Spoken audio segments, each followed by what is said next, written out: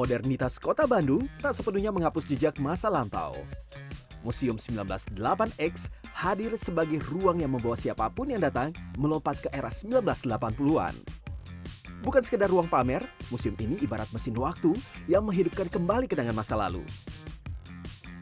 Ruang pertama menghadirkan suasana ruang keluarga lengkap dengan televisi yang pernah menjadi pusat hiburan di rumah. Penataan ruang dibuat sederhana mengikuti gaya pada masanya. Di sisi lain, deretan mobil diecast tersusun rapi menampilkan berbagai model mobil klasik yang populer. Aneka gamebot turut melengkapi koleksi. Pengunjung selanjutnya turun ke ruangan kedua yang menampilkan deretan karakter populer asal Amerika, mulai dari Ghostbuster, Silverwax, hingga He-Man. Koleksi ini menunjukkan karakter-karakter yang pernah mengisi layar televisi dan menjadi bagian dari budaya populer pada masanya. Nah, di ruangan kedua ini ada sudut yang sangat Indonesia banget, bahkan ada gerobak-gerobak yang mungkin bisa jadi diilustrasikan sebagai penjual mainan ketika zaman dulu ya. Ada banyak sekali mainan yang sangat Indonesia dan yang paling menarik perhatian saya, ini adalah komik karya Tatang S. Gitu ya. Jadi banyak sekali komik-komik yang dulu sering saya baca, kebanyakan sih biasanya komik-komik misteri ya. Wah, menarik banget ini. Ada satu ruangan lain yang menampilkan deretan karakter populer dari berbagai negara. Dari Amerika, hadir Star Wars. Sementara dari Jepang, terlihat Voltron, Gundam, hingga Kamen Rider. Berkeliling museum ini lagi-lagi ada sudut yang menarik perhatian saya. Mungkin Anda juga familiar dengan salah satu karakter pahlawan asal Jepang yang satu ini, namanya Ultraman ya. Ada banyak ternyata jenis Ultraman yang kemudian di-display di sini. Mulai ada Ultraman Leo, Ultraman Ace, kemudian juga ada Ultra Seven. Tentu saja ini mengingatkan momen saya ketika awal 2000-an. Serialnya sering saya tonton ketika masih SD sepulang sekolah. Bagi Feby, salah satu pengunjung museum, berkunjung ke museum ini menjadi pengalaman menarik. Sebagai generasi Z yang lahir pada tahun 2005, ia tidak mengalami langsung era tersebut. Koleksi yang ditampilkan menjadi cara baginya untuk mengenal masa lalu yang selama ini hanya ia dengar atau lihat sekilas. Menurut aku, mengunjung ke museum ini tuh seru banget ya. Terutama museum mainan ini tuh mainan yang ada di zaman dulu gitu kan. Terus juga banyak mainan yang nggak pernah aku alamin juga gitu. Yang paling seru ya? Yang paling seru sih paling ada di sana mainan dingdong. Museum ini didirikan oleh Aldo Khalid sejak 2008. Berawal dari kecintaan terhadap mainan dan koleksi pribadi yang terus bertambah, saat ini terdapat lebih dari 4.000 koleksi yang terhimpun dan ditata dalam berbagai ruang. Pendirian museum ini juga memiliki tujuan, mulai dari menjaga memori masa lalu hingga memperkenalkan perkembangan mainan kepada generasi yang berbeda. Jadi sebenarnya harapannya ada dua nih. Kalau buat yang anak 80-an itu bisa jadi kayak momen nostalgia di mana mereka kayak saya dulu saya pengen punya ini dulu saya dikasih ini sama orang tua kayak gitu. Sedangkan kalau buat anak-anak generasi yang selain itu, mereka tuh paling nggak kayak bisa ngelihat kayak gimana sih kehidupan orang tuanya, pamannya, kakaknya dulu waktu pas di era 80-an yang indah itulah. Museum 1908X ke depannya akan terus menambah koleksi mainan serta menghadirkan display yang lebih interaktif. Sehingga museum diharapkan tetap relevan sekaligus menjadi ruang belajar dan rekreasi bagi berbagai generasi. Kita masih di lorong mesin waktu Talk is Fun tentunya. Nah sekarang saya mau ajak Anda kita akan nostalgia back to the 80s ya. Untuk Anda yang pernah ada di masa 80-an 90-an yang hobinya mungkin waktu itu koleksi mainan. Ada satu tempat di Jawa Barat di Bandung namanya Museum 198X. Tadi udah kita spill sedikit dan sudah hadir di sini ada Mas Aldo Khalid. Hai Mas. Halo. Pendiri dari Museum 198X. Iya betul. Oke. Menarik ya. Ternyata di zaman yang serba modern, serba digital, masih ada orang-orang seperti Mas Aldo gitu ya yang bikin satu ruangan untuk kita bisa kembali nostalgia ke tahun 80-an. Jadi awal mula latar belakang adanya museum ini tuh apa sih Mas? Awalnya adalah obsesi masa kecil nggak kesampaian gitu. Jadi berangkat dari hobi masa kecil, oke. Jadi ya kan memang ini ya apa namanya, kita waktu kecil kan pasti yang kita semua anak kecil tuh pasti suka mainan. Pasti. Dan semuanya itu kan pasti ngebayangin ya kalau pergi ke toko mainan, ini suatu saat saya bakal punya nih, saya punya ini, punya semuanya kayak gitu. Ya cuman bedanya kalau saya kerjain gitu, Oke. saya jamanin. Jadi itu semua yang ada di sana itu memang koleksi pribadi? Betul, Semuanya? iya. 3.500 lebih? Kayaknya udah lebih sih sekarang, itu Oh iya? 3.500 bertahun-tahun yang lalu. Mungkin sekarang kita 4.000 berapa lah. Oh iya, 4.000-an. Oke, semua itu datang dari tahun 80-an? Betul, jadi yang memang Jadi nama kita tebak museum, umurnya. ketahuan sendiri sih dari situ. Memang nama museumnya kan 198X, jadi itu kan cara lain buat bilang 80-an, Iya. X gitu ya. Jadi semua konsep mainannya, konsep museumnya itu memang adalah museum dengan yang mengkoleksi dan mempreservasi mainan-mainan dari era 70-80-an. Oh, dari era 70-80-an. Oke. Saya mesti nambahin 70 karena kita kadang-kadang Indonesia tuh terlambat. Jadi kayak mainan iya. yang pertama kali keluar tahun 70-an baru nyampe ke kitanya 80-an gitu. Oke. Bawa kita kembali di tahun 70-80-an, Mas. Mainan apa sih yang paling membekas di masa-masa itu, masa-masa kejayaan mainan di tahun itu? Kalau ditanyanya ke saya, jawabannya tuh ya kayak cuman kebagi jadi 3 sih kalau saya. Jadi action figures Amerika, robot Jepang, dan Star Wars gitu. Itu kayak kalau masa kecil saya kebayang dari 3 item itulah gitu. Oke, tapi ada nggak dari koleksi ribuan ini yang justru baru ditemuinnya itu di koleksinya itu lewat tahun tersebut gitu, mungkin di 2000-an atau mungkin baru-baru aja? Sebenarnya kayak 99,999% barang di museum saya memang baru dapatnya dari tahun 2008 ke atas. Oh, Jadi oke. dari sekian banyak koleksi yang emang barang yang emang milik saya waktu kecil tuh kali cuman ada sekitar ya 30 item lah gitu. Gimana cara dapetinnya, Mas? Maksudnya memang ada satu komunitas kah atau mungkin memang harus dari luar kah atau gimana? Jadi si Museum 198X itu kebetulan kita punya aturan pribadi nih. Jadi yang kita cuman bakalan ngambil barang yang kita bisa dapetin di Indonesia secara langsung gitu. Jadi kita menghindari buat kayak masukin barang dari eBay atau hunting barang keluar kayak gitu. Jadi semuanya pure dapetnya dari dalam negeri sendiri? Betul, jadi semua barang yang ada di museum ini adalah mainan-mainan yang memang dari tahun 80-an udah ada di Indonesia gitu. Oke, dan museum ini kan terbuka untuk umum? Betul. Semua bisa langsung datang ke Bisa sana, banget, Pak. nostalgia mainan, termasuk juga ada toko mainan. Jadi justru si museum ini dia tuh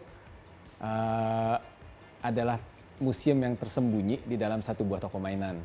Oh, Sebenarnya toko karena ada mainannya pintu kecil. rahasianya. Betul. Jadi buat masuk ke museum 198X itu kita pertama mesti cari toko mainan namanya Zero Toys. Nah, di dalam Zero Toys itu somewhere itu ada pintu rahasia buat masuk ke si museum 198X. Oke, apa sih Mas, maksudnya konsep dasar ketika orang masuk pintu rahasia ini, apa yang mau orang dapetin tuh ketika masuk pintu rahasia ini? Lebih kayak konsep lorong waktu ya mungkin. Jadi yang kita tuh masuk ke satu, awalnya kayak toko biasa, tapi terus kita nemuin satu pintu itu, terus lewat pintu itu kita pertama tuh masuknya kayak memang kayak lorong gitu. Jadi yang kayak kalau kita masuk ke dalam lemari atau gudang, nah, tapi terus kita masuk dari tahun 2026 nih, pas kita keluar kita udah keluarnya di tahun 1984 gitu. Oke, dan ini kan barang-barang langka ya? Iya banget. Ini priceless loh. Iya kan, mungkin warnanya sudah pudar, bentuk boxnya nggak sekokoh dulu lagi, tapi ini tuh priceless. Betul, karena si mainan tadi kan seperti dimention kita punya sekitar 4.000 lebih koleksi. Nah, semua barang yang ada di situ itu usianya berarti sekitar 40-45 tahun. Wow. Paling enggak ya, beberapa Iya. mungkin ada yang setengah abad lah, yang beberapa mainan dari era 70-an gitu. Gimana cara ngerawat mainan-mainan ini? Yang paling mendasar banget sih, itu adalah kita berusaha menghindari kontak cahaya sama si benda-benda ini. Gitu.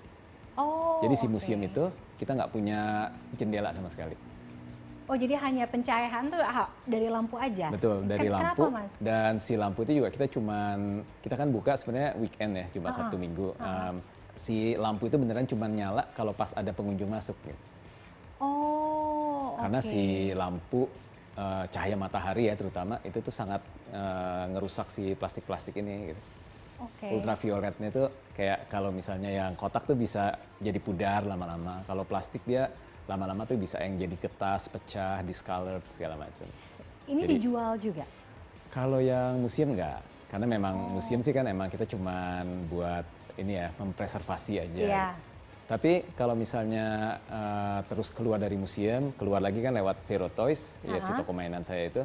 Terus tiba-tiba ada yang koleksi yang di Zero Toys yang bikin orang jadi kepengen beli, ya lebih bagus lagi. Gitu. Oke. Dan Zero Toys itu kan juga mengakomodir koleksi mainan zaman dulu. Betul, jadi ya sebenarnya Zero Toys itu adalah toko mainan untuk kolektor, jadi yang bukan cuma mainan zaman dulu, tapi juga mainan-mainan untuk kolektor dewasa lah zaman sekarang gitu. Tapi ya memang kita banyak banget mainan-mainan jadulnya gitu. Dan harganya pun sekarang udah berapa kali lipat Mas kalau dibandingin zaman dulu? Kalau tuh? dilihat sama angkanya sih mungkin bisa puluhan, ratus atau bahkan bisa ribu ya, karena sebagai contoh si Misalkan? robot yang ini itu masih ada harga supermarketnya tuh.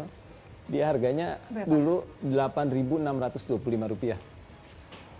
Oke. Itu 8.000 tahun rupiah. berapa nih ya? Kira-kira tahun 83 lah ini, 83-an gitu. Ah, Jadi 8.000 zaman dulu bisa dapat robot buatan Jepang yang sedetil ini gitu. sekarang kalau di Zero Toys di kisaran berapa tuh misalkan orang? Ratus atau bahkan juta.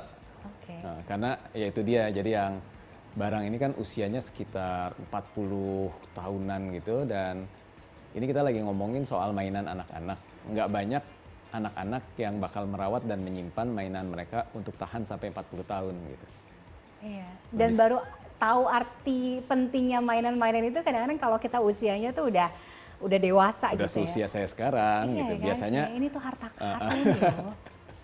Ada nggak Mas mainan yang paling susah didapat? paling susah didapat tentunya banyak banget. Jadi kayak Yang belum pernah bisa didapat mungkin sampai sekarang juga gitu. ya itu adalah mainan-mainan yang sampai sekarang tidak ada di museum itu. Yang masih kepengen banget untuk dicari ada? Eh, Sebenarnya kan mainan tuh banyak banget ya, banyak banget. Jadi yang di sini kan saya posisinya sebagai seorang kolektor dan kurator, justru yang kita berusaha supaya nggak punya ini ya, jangan pakai nafsu deh koleksi gitu. Soalnya kalau kayak gitu itu beneran yang apa ya, tiket menuju kemiskinan lah itu.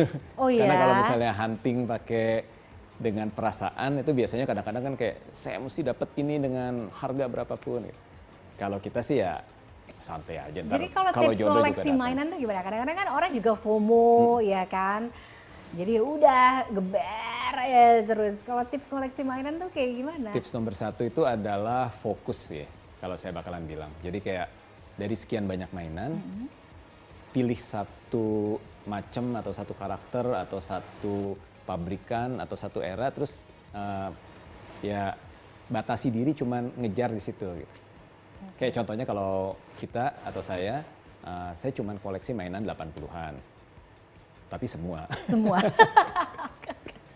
Kalau menurut Mas Aldo di tahun 80-an, Holy Grail mainan tahun 80-an itu apa sih? Kalau mainan, ini sekali lagi, ini dari mata saya ya. Iya, Nah, seorang anak cowok 80-an, itu mungkin bakalan memandang Holy Grail itu adalah robot Jepang. Dan terutama spesifik itu adalah robot Voltus ya. Saya lagi nggak bawa saat ini, tapi itu ini ya kayak robot kayak gini tapi lebih besar. Dan dia adalah karakter dari film yang sangat populer pas era 80-an tuh. Itu film kartun robot Voltus 5, Voltus 5. Punya berapa banyak? Sekarang saya ada sekitar 5 sih. Jadi beneran Voltus 5. Kalau anak zaman sekarang kan interaksi gamesnya tuh lebih digital, ya kan semua diakomodir tablet, pokoknya gadget, social media gitu. Tapi menurut Mas Aldo, apa menarik dan serunya mainan zaman dulu dibandingkan dengan zaman anak-anak sekarang yang membuat mainan ini valuable tidak hanya secara fisik tapi juga kenangan gitu? Mungkin ini kayak yang paling kerasa sih kalau dibandingin sama kultur sekarang yang lebih digital. Itu kalau zaman dulu semua accomplishment yang kita bikin itu beneran nyata gitu. Kayak contohnya kan mainan ini ada yang kayak namanya model kit gitu, yang kita mesti ngerakit dulu gitu ya. Oh iya, iya. Jadi yang si partsnya dalam keadaan pecah, kita mesti ngerakit, kita lem satu-satu, terus kita cat kayak gitu. Prosesnya susah lah Ya, ya. prosesnya susah, tapi di akhir proses tuh kita kayak punya satu benda fisik yang emang beneran bisa kita pegang gitu. Nah, kalau yang di era digital mungkin ya kayak kita main game, kita yang kayak apa ya, cari experience point, kita cari gold, kita cari segala macam, kayak kita kerja susah payah, tapi accomplishment yang kita dapat itu kan virtual ya, jadi kayak gadgetnya dimatiin, ya udah nggak ada yang tersisa gitu, nggak ada yang dipegang. Mungkin itu yang perbedaan paling mencolok yang saya bakal bilang antara era dulu dan era sekarang. Dari mainan dan juga permainan di tahun 80-an, 90-an, akhir 70-an gitu, kita lebih menangkap bahwa mainan dan permainan itu tuh lebih atraktif, lebih interaktif ya kan, lebih kreatif gitu ya. Kenapa sangat beda dengan zaman sekarang gitu? Missingnya ada di mana menurut Mas Aldo? Sebenarnya aku sih mungkin bakalan bilang itu semua tergantung pada si anaknya sendiri dan ya mungkin lingkungan di mana dia dibesarkan sih. Karena kayak si mainan-mainan ini kan bisa aja buat dimainin sendiri. Cuman diem di kamar, cuman main robot doang. Iya. Tapi pada saat bersamaan bisa aja dia yang kayak teman-teman kompleksnya datang terus kayak main bersama gitu. Hal yang sama mainan zaman sekarang mungkin ya, kayak kita bisa main video game sendiri, tapi kita bisa juga main yang multiplayer, yang online, punya banyak teman bahkan dari seluruh dunia gitu. Karena kalau kita ngomongin video games kan dari zaman dulu sebenarnya kita juga udah main video games gitu kan. Nah, tapi primitif lah yang iya betul. Aku tertarik dengan di salah satu konten di IG-nya Mas Aldo bilang kebangkitan video games adalah akhir dari masa kejayaan mainan fisik gitu. Jadi kalau disuruh milih, lebih milih game fisik atau digital, Mas? Kalau nanyanya ke saya sih jawabannya adalah fisik sih. Fisik, kenapa? Karena ya saya memang sangat menikmati si mainan-mainan ini, baik ketika saya masih jadi anak kecil yang emang sudah kodratnya buat main-mainan ini ya. Tapi juga sesudah sekarang nih, kayak saya ngelihat benda-benda ini sebenarnya lebih dari cuman sekedar mainan anak-anak, tapi saya ngelihat mereka sebagai kayak art object gitulah kurang lebih. Kayak contohnya si video game ini nih, Pac-Man ini, dia kan desain bentuk dia yang bulat, kayak enak dipegang gitu. Itu sebenarnya adalah contoh kasus industrial design yang bagus gitu. Atau kayak misalnya si mobil-mobilan ini, mereka yang bisa dibikin dengan miniatur, skala yang presisi, dengan detail yang sehalus itu gitu.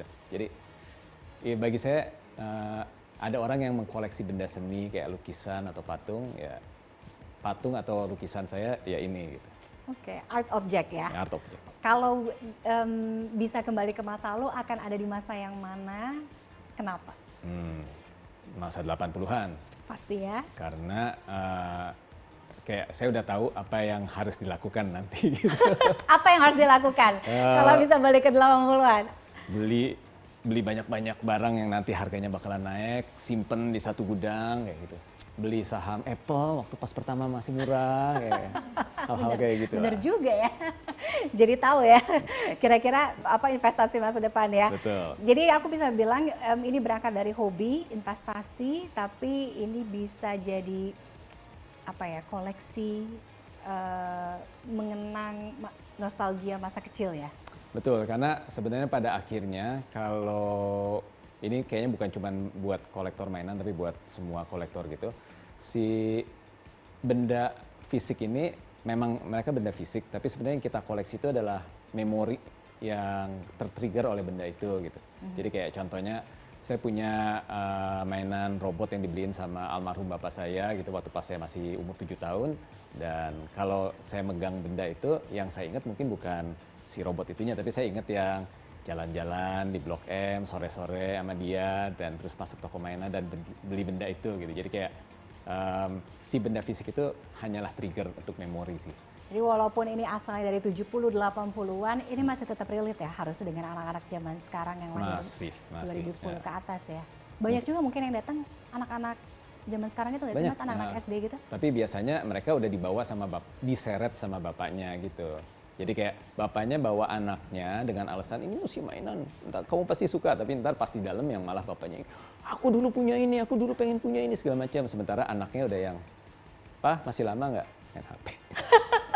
Jadi bapaknya stay di museum, bisa 1 jam, 2 jam, anaknya nggak akan selama bapaknya ya. Iya, biasanya akhirnya anaknya yang nyeret bapaknya pulang gitu. Oke, terima kasih sudah hadir membawa nostalgia mainan dari 70-80-90-an Mas Aldo. Iya, sama-sama. Ya mudah-mudahan ini bisa mengobati rasa rindu penonton di luar sana ya. Jadi bisa datang langsung berkunjung ke Betul. Museum 198X. 198X atau 198X. Oke, thank you so much for coming. Sukses Sama-sama. terus untuk Zero Toys dan juga museumnya. Kita akan senang sekali untuk dibangkitkan nostalgia masa kecil ya. Terima Terima kasih. kasih Mas Aldo. Dan usai jeda Talk is Fun masih akan kembali. Tetaplah bersama kami.